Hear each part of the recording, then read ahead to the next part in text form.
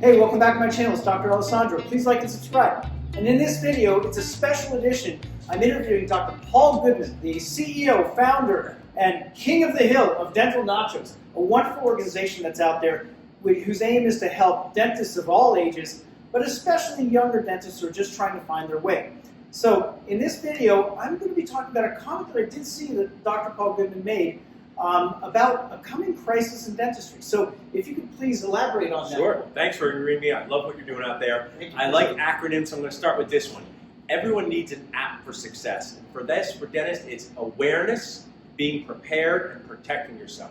And the crisis I see happening, Dr. Alessandro, is there is a perfect storm, like the movie from back in the day, of dental insurances decreasing reimbursement. So if we just pause and say, there are dental insurances right now sending letters saying, hey dentist, we know it costs you more to deliver care, we know you're paying your team more, but we're going to pay you less than we did before. Yeah. So that there is number one, dental insurances decreasing reimbursement. The second D is debt. Dental schools somehow, I guess to their friend the government, Alessandro, are able to increase prices.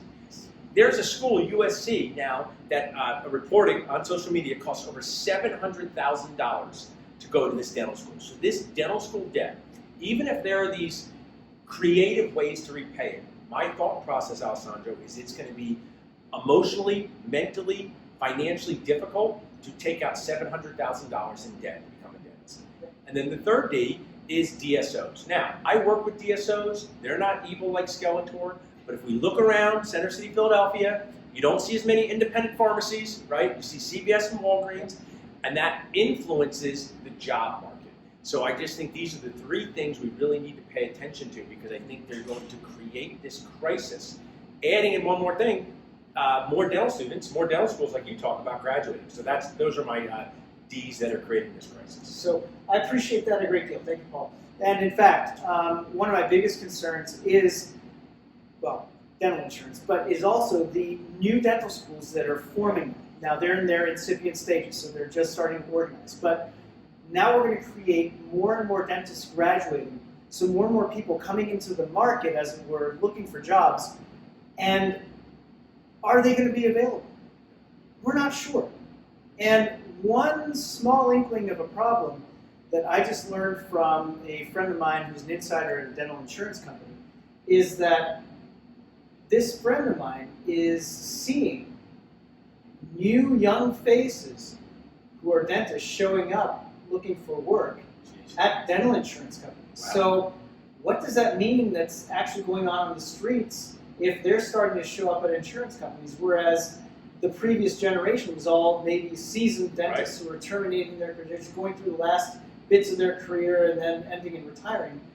Now a bunch of youngsters are starting to show up at the doors of insurance companies looking for work as I think it's really important to talk about, and as you were talking, you talk about jobs. So are there jobs available? Yes. Where are they available? Let's talk about it. So when you go to dental school, they don't tell you that to be successful, you may have to move to a far off land where you have no friends and families because there's a dental need there. I totally get it.